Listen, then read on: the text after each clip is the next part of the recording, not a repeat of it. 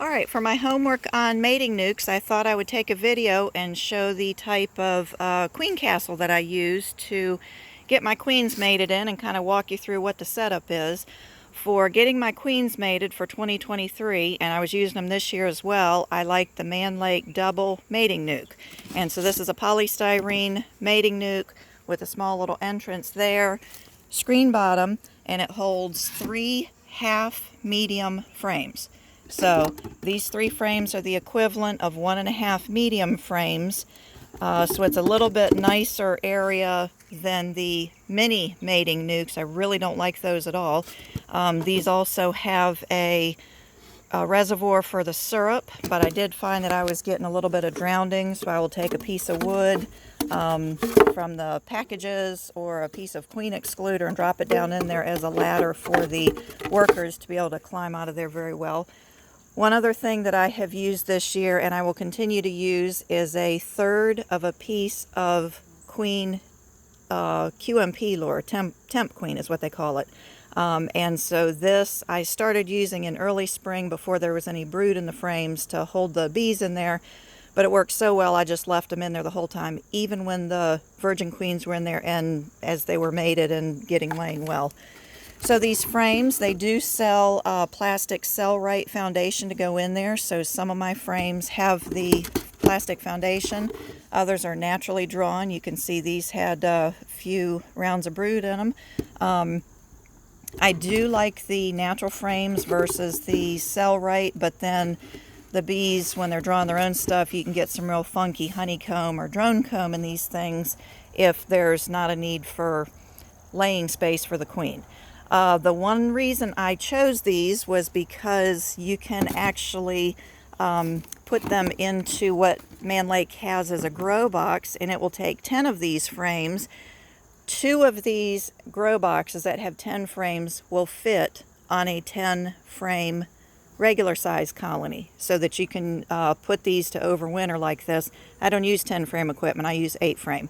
But what I have done is actually stacked up multiple 10 frame grow boxes. I'll show you that picture over here. Those 3 I'm consolidating nukes for the winter, so there's just 1 queen in there. You can see the newspaper did that last week, and I'll go in there shortly just to remove all that because they've consolidated. And what I do to make tops and bottoms for them is on the package bees that I get, I just take apart the packages and the screen, and I make that to be the screen top, and then a piece of Corex for the top, and then for the bottom one I just short one of the corners so they have an entrance. Here in coastal Virginia I need them to be screen bottoms, otherwise there gets to be a lot of bearding outside. Other thing I did was I modified a 5 frame medium Langstroth nuke to hold these frames.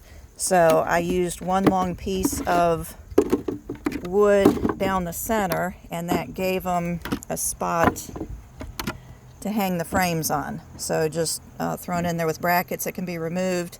And then there's some companies that sell these solid nuke bottoms. I forget what kind of board that is, but it's a weathering board. It's not just plywood, it's something better. Can't remember what it's called. And then they have these tops. And so I get, this is a migratory top, but you can have a full-size colony in those, and I'll walk around here and show you.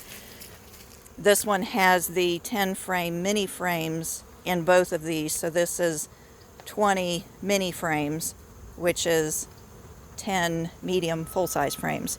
This happens to have my Michael Palmer, one of my Michael Palmer queens in there.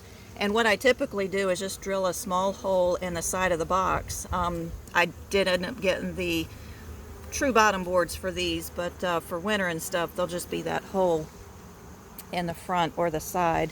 This is the rest of my garden apiary. For getting queen cells done, I used a single story 8 frame deep Langstroth box, that's the green one, where I could rotate queen cells through that to be made. I am now consolidating that with a Queen-Rite colony on top.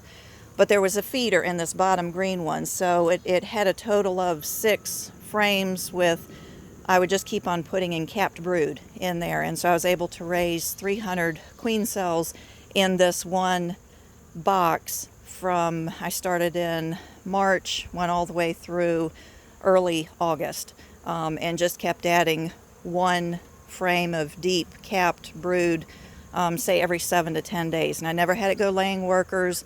Only time I had a virgin in there is when I let one of the cells hatch because I was taking a break for a couple of weeks, and then I had to fish her back out once she was mated, and then I could put another round of queen cells in there. Predominantly, I use top bar hives. I can shake the frames on these to load in nurse bees to my queen rearing mating nucs, and works well. I just really like the ease and the less expense of a top bar hive than having to get all the other equipment. But the state of Virginia had a program where you could get free equipment, so I have been applying for that for 7 years. Finally got some last year, so now I have this 8-frame standard equipment. Still not standard because you can see the hole drilled in the side instead of a bottom board. But that's the gist of what I'm doing with the Virginia queen bee breeders. What we are is a network of Virginia beekeepers who have inseminated breeder queens and want to make queen cells or queens for the area beekeepers. So that's what our thrust is with that program, and we hope to get into the actual insemination, but right now we're all purchasing breeder queens from people like Jason Bragg of New River Honeybees, Joe Latshaw, or Adam Finkelstein of VP Queen Bees.